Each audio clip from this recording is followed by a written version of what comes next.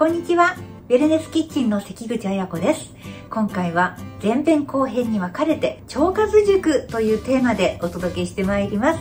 前編は誰でもわかるとっても簡単な腸活ポイント2つ、そして腸活に役立つ食べ物、最後に作り置き腸活レシピということで絶品ベジカレーをご紹介してまいります。腸を制すれば健康を制すると言っても過言ではないくらい、お腹の健康とっても大切です。ぜひ最後までご覧になってください。ウェルネスキッチンでは食から始めるアンチエイジングをテーマに、心も体も元気になる情報を続々と配信していきます。ぜひチャンネル登録してくださいね。腸活のとってもわかりやすい2つのポイントについてお話をいたします。1つ目、プロバイオティクスを摂る。2つ目、プレバイオティクスを摂る。たったこの2つです。1つ目、プロバイオティクスというのは、有用菌を届け、腐敗菌を抑制する、そういう働きのある食べ物なんですね。例えば、ビフィズス菌や乳酸菌の入った食品、ヨーグルトなんかに多いと思います。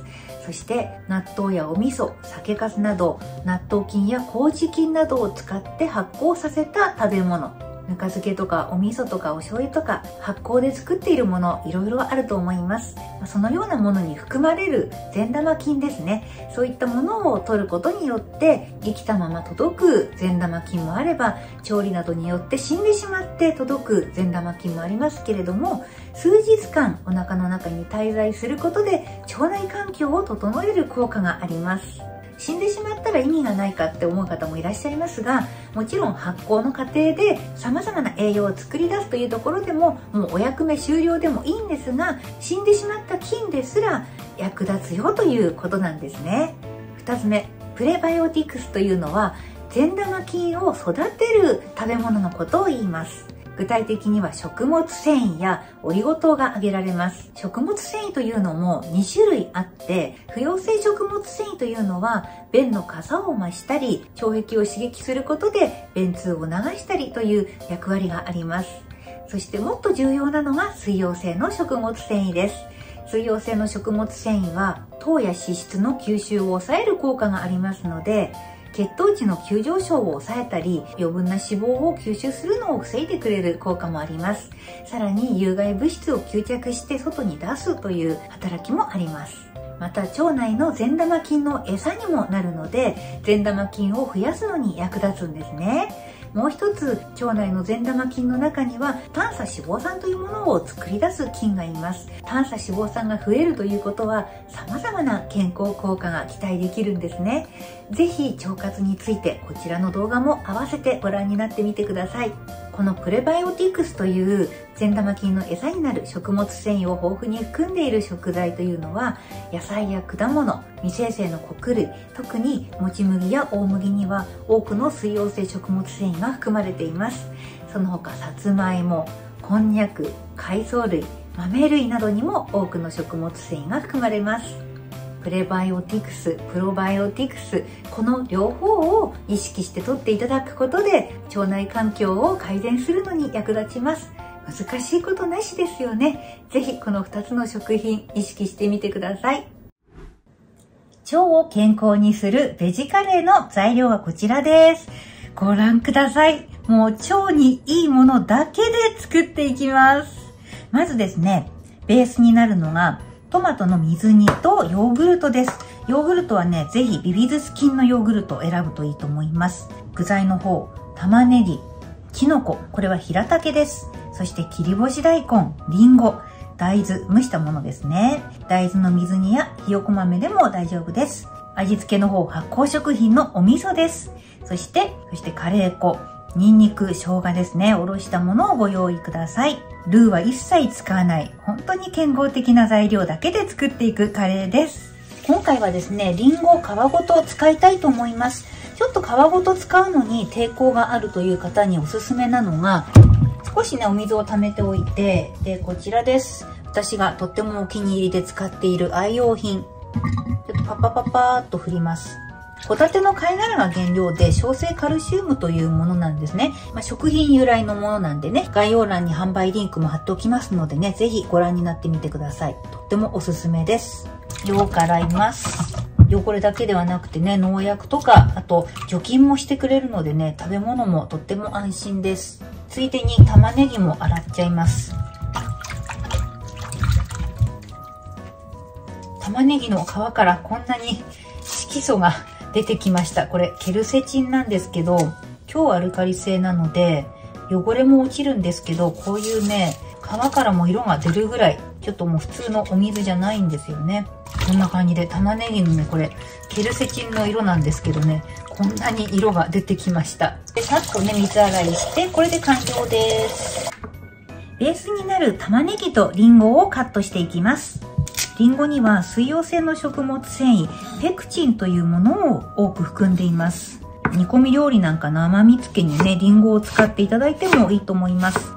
はい、リンゴね、こんな感じでいちょう切り、ちょっと薄めにカットしていきます。はい、リンゴをカットしました。続いて玉ねぎです。はい、玉ねぎは薄切りにしていきます。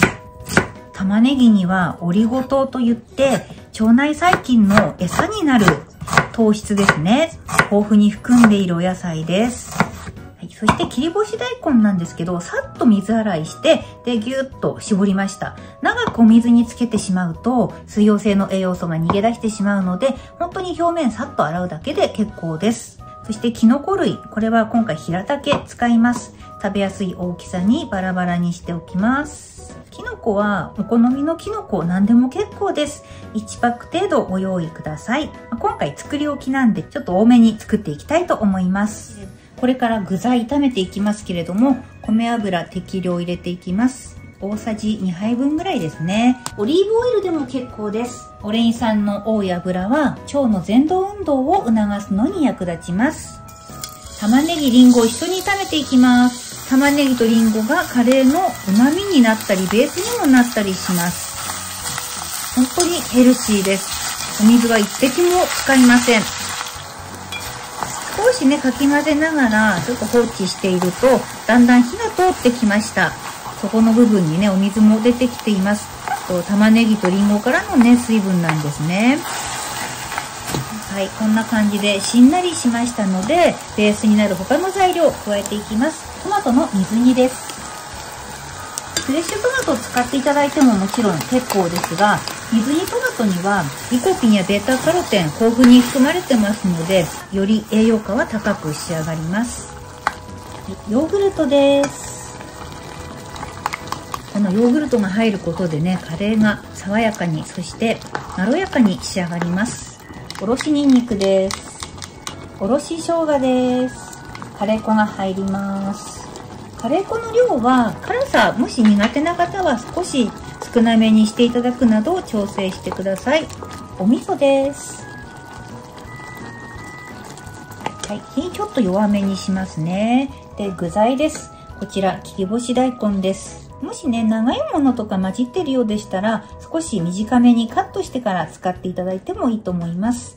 はい、きのこです。どんどん具材が入ります。蒸し大豆が入ります。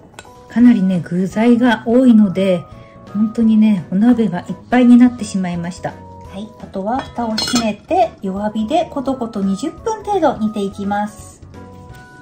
20分経ちましたので、中を見てみたいと思います。しっかり水分が上がってきました。具材もくったりとよく煮えています。ちょっとね、お鍋がぎゅうぎゅうになってしまいましたがね、うまく煮えています。市販のルーなどを使うカレーとは違って、お水も小麦粉もね、何も使わずに作っていますのでね、本当に自然のとろみだけです。はい、これで火を止めていきます。ここで味見をしていただいて、塩分が少し足りないなと思ったらお塩を加えてもいいし、お味噌の量で調整していただいてもいいと思います。腸にいい材料だけで作った腸活ベジカレー、お味見をしてみたいと思います。立ったままで失礼いたします。